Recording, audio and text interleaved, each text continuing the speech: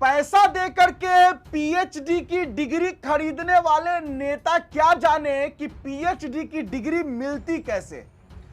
कुछ दिन पहले कहिए या कुछ महीने पहले कहिए, हमारे मधुपुर के विधायक माननीय हफीजुल हसन अंसारी जी को लेकर के खबर आई थी, याद होगा आपको, कि उन्होंने डॉक्टर की उपाधि, पीएचडी की डिग्री उस यूनिवर्सिटी से ली जो यूनिवर्सिटी है ही नहीं।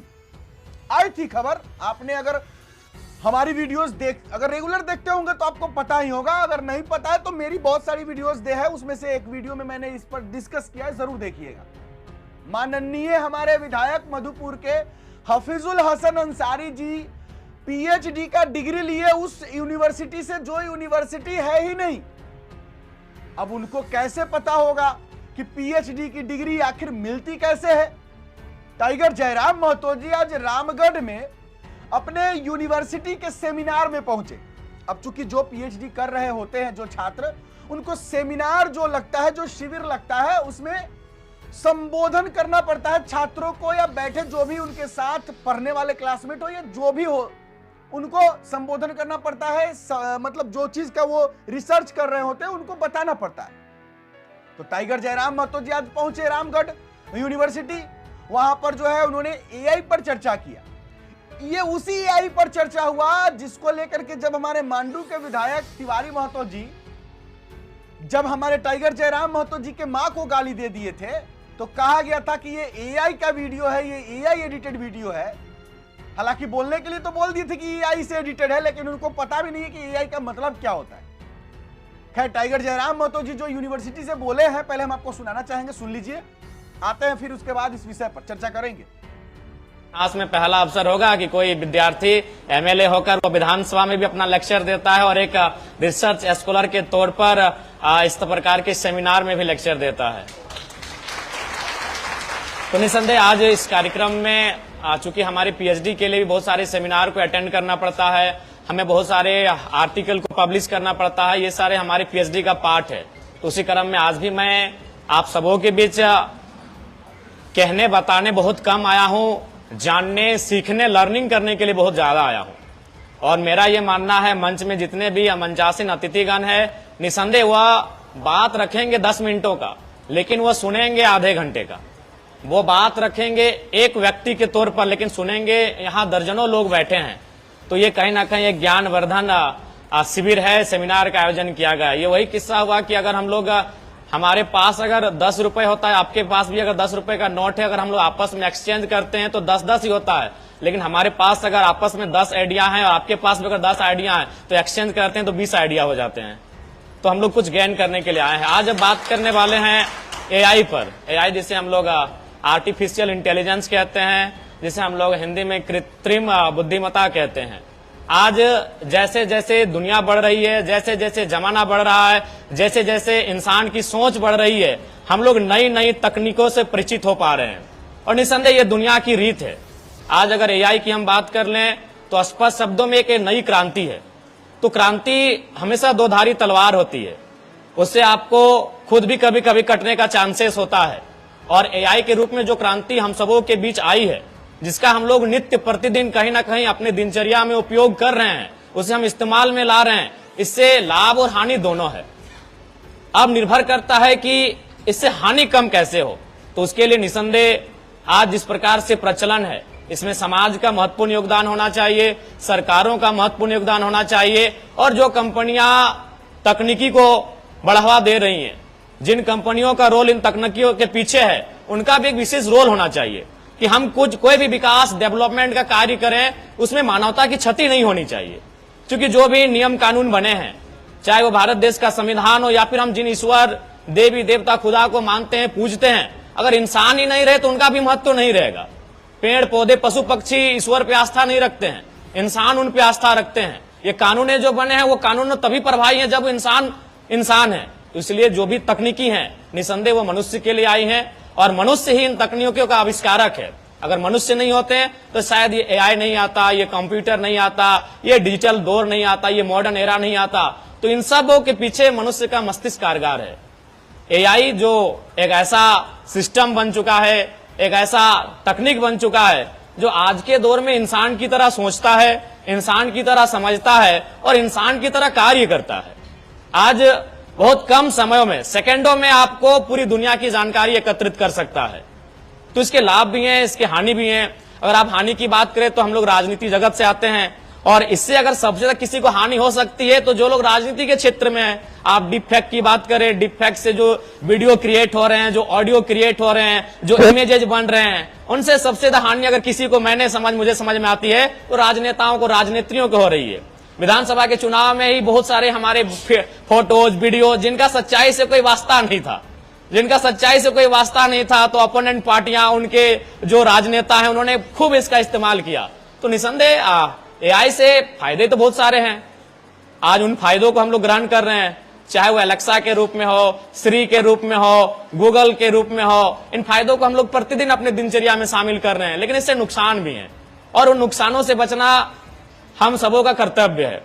उसके लिए सरकार को चाहिए इस पर एक नीति नियम बने।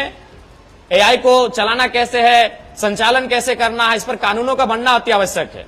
अगर कानूनें नहीं होंगी तो ये एआई भी टीन एज के उस दौर की तरह हो जाएगा जिसमें अनुशासन ना हो। जब हम युवावस्था, किशोरावस्था की बात करते हैं, हम लोग टीन एज को याद करते हैं, 13 to 19। ये एक ऐसा उम्र का पड़ाव है जिसमें हम लोग गुजरते हैं, एक लंबा समय देते हैं। वह वही समय होता है जब हम अपने आप को बना सकते हैं और हम अपने आप को बिगाड़ सकते हैं। लेकिन वहां एक अनुशासन काम आता है, चाहे आपके माता पिता का अनुशासन, आपके गुरुजनों का अनुशासन, आपको जो विद्यालय में, महाविद्यालय में, विश्वविद्यालय में जो चीजें सिखाई देती हैं वो काम आती हैं। तो ठीक उसी प्रकार आज एआई जिस प्रकार से इसके कदम बढ़ रहे हैं, जिस प्रकार से एआई का क्षेत्र बढ़ रहा है, जिस प्रकार से लोगों के प्रति एआई का अवेयरनेस बढ़ रहा है, इसमें सरकार को नियंत्रण में लाने के लिए नियमों को बनाने की आवश्यकता है। बहुत सारे ऐसे ऐप्स रहे, बहुत सारे ऐसे सिस्टम रहे जिन पर प्रधानमंत्री नरेंद्र मोदी जी के नेतृत्व में उन पर कानूनी कार्रवाई भी हुई, उन पर रोकथाम प्रतिबंध भी लगा। तो मेरे हिसाब से एआई कहीं ना कहीं इंसान के नियंत्रण में होना चाहिए, इंसान के लिए सुविधा हो, इंसान का स्वामी ना बने, इस बात का ध्यान रखना चाहिए।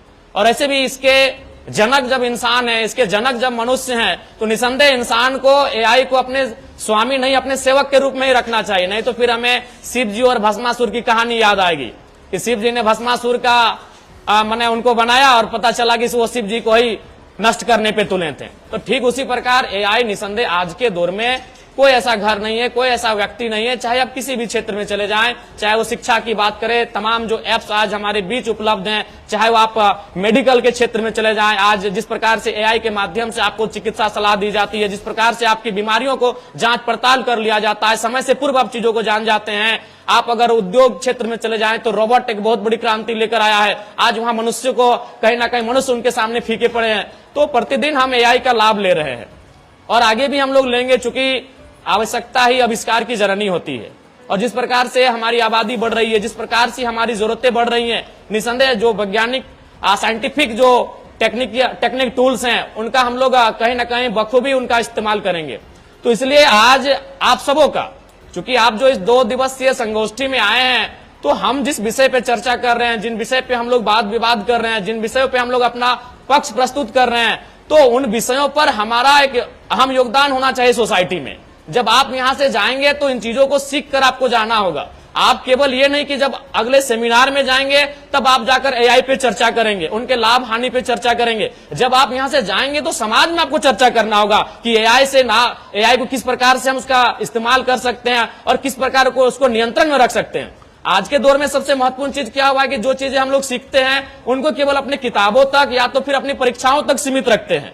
उन्हें हम लोग को समाज के बीच लेकर जाना होगा, उन्हें हमें अपने समाज के बीच जाकर रखना होगा, तभी जाकर इन चीजों का सार्थकता हो सकती है।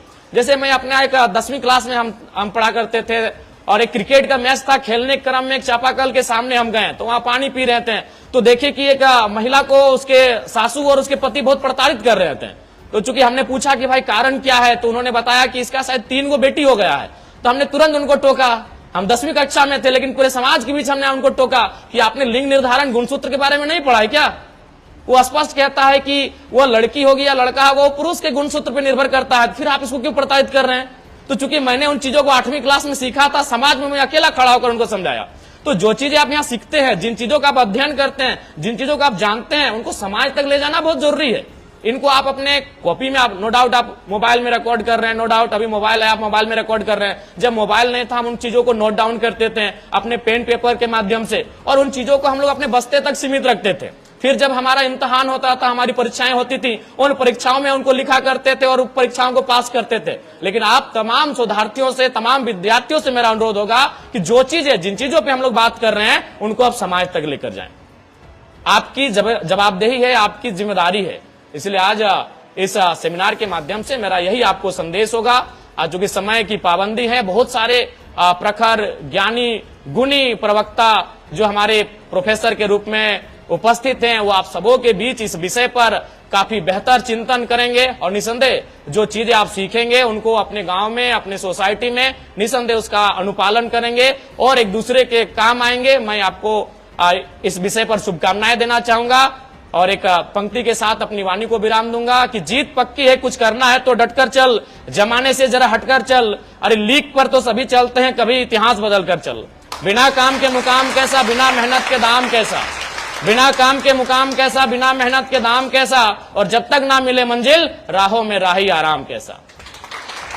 तो मैं आपको यही शुभकामनाएं दूंगा, क्योंकि आज आप तमाम मुख्य अतिथि महोदय रहे, विशिष्ट अतिथिगण रहे, या तमाम जो रिसोर्स पर्सन आए हैं, आज उनकी सुन रहे हैं, वो आज आपके सामने मंच में मंचासीन है और आज आप नीचे बैठे हैं। बस हम यही चाहते हैं कि भविष्य में आप भी मंचासीन हो, उस दिशा में आपको प्रयास करें, उस दिशा में आप पहल करें। पुनः महाविद्यालय परिवार का मैं शुभकामना, मैं उनका शुक्रिया, अभिनंदन करता हूं कि आज के इस कार्यक्रम में हमें सौभाग्य मिला अपने बातों को रखने का।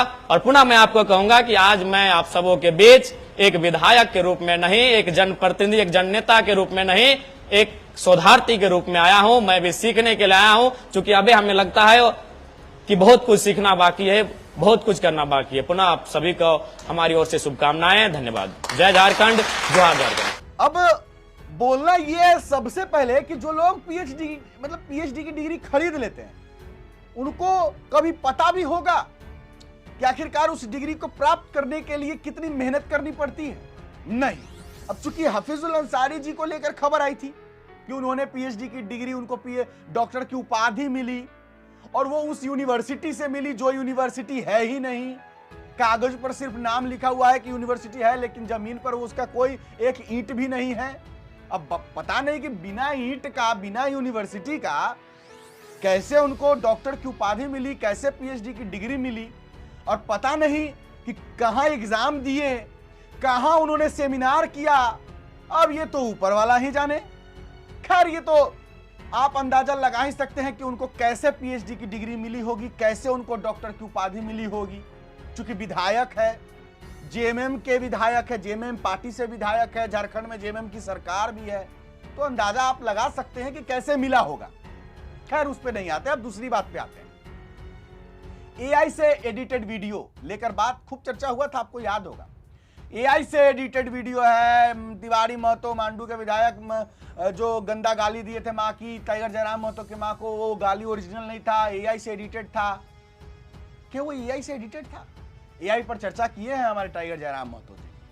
आप अगर समझदार हैं, और जो कि आप लोग हैं ही, तो कमेंट में जरूर बताइएगा कि क्या वो वीडियो एआई से एडिटेड था। एआई का आर्टिफिशियल इंटेलिजेंस, यानी कि ओरिजिनल नहीं, डुप्लीकेट। आप लोग कमेंट बॉक्स में जरूर बताइए। चलिए, फिलहाल अभी के लिए इतना ही है, मुझे दीजिए इजाजत। मेरा नाम बिट्टू सिंह, आप इस वीडियो को मिस्टर बिट्टू सिंह पर देख रहे होंगे। जोहार, जय हिंद।